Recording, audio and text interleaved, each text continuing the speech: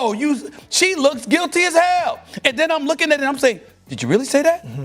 Did you really say that Caitlin Clark should thank her Heavenly Stars that she wouldn't be worth anything if she wasn't playing in the WNBA? Did you really say? See, all of these things that Nafisha Collier brought up. Today's story is one you don't want to miss. A major WNBA development has everyone talking right now. The latest details could completely change the conversation around Caitlin Clark. For 27 years, the WNBA worked to build a larger audience. Now one superstar is bringing millions of viewers and major commercial attention. Stephen A. Smith has raised serious questions about the league's leadership. He believes Clark's growing influence has created tension at the top. The situation may be about more than basketball and could involve power and control. Clark's success has made her one of the most valuable stars. Let's break down what happened, why it matters, and what could happen next. Hey, Caitlin, can you make it from there?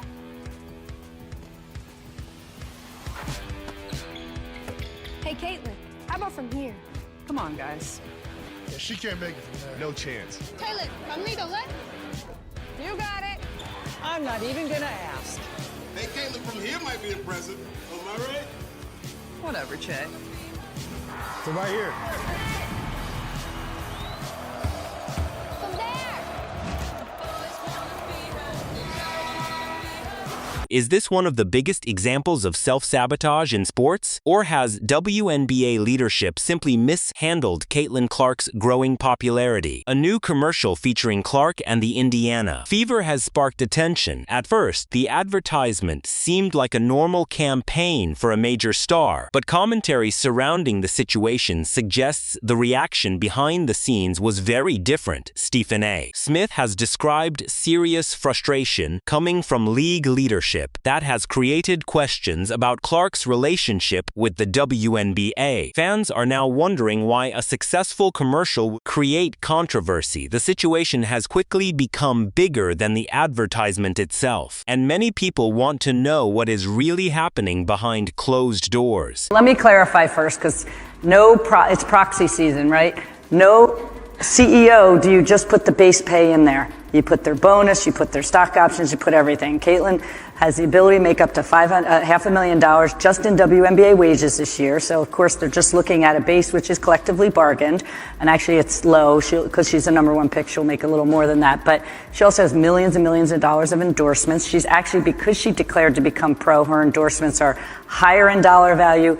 She has a global platform now, not just a U.S. platform. So she's going to do just fine, as will the top players in the league, as every league does. Also, there's comparisons to the men. Those men's leagues are 75 to 120 years old. We're tipping off our 28th season. I would say if you looked at them 28 seasons in, we're further ahead. But I realize we still have a lot of work to do. And it's all about the Think about what Caitlin Clark's popularity means for the WNBA. Billions of people who rarely watched women's basketball are now paying attention. A major national commercial featuring Clark should be a huge opportunity for the league. Most sports organizations would celebrate that kind of exposure. They would promote the campaign and use the attention to attract even more fans. But critics claim the WNBA's response has been noticeably different. Stephen A. Smith says the reaction may reveal deeper problems inside the organization. He believes Clark's growing importance could be creating tension among league leadership. Her success has changed the conversation around women's basketball, and that is why this commercial has become such a major talking point. Lisa Bluter was in the commercial, Travis Scott was in the commercial, Travis Kelce was in the commercial, Jason Kelce was in the commercial, like the podcast thing, which we're gonna. Caitlin Clark is no longer being marketed like an ordinary WNBA player. Major brands have turned her into a powerful sports and cultural personality. Her advertisements reach audiences far beyond the basketball world. That gives Clark a personal brand with enormous commercial value. She can generate attention without depending entirely on the WNBA's marketing machine. Her independence gives her unusual influence for a young professional athlete. That shift can challenge the traditional relationship between a league and its biggest stars. Critics believe Clark's growing power may be uncomfortable for some league executives, but her popularity also creates a massive opportunity for women's basketball. The question is whether the WNBA will fully embrace that momentum. Commercial, it was super hype, and they also launched the campaign From Anywhere, which is just perfect for Caitlin Clark. And obviously, fans have been waiting for a CC signature shoe for years. It feels like years at this point. She is now 2 seasons into the WNBA,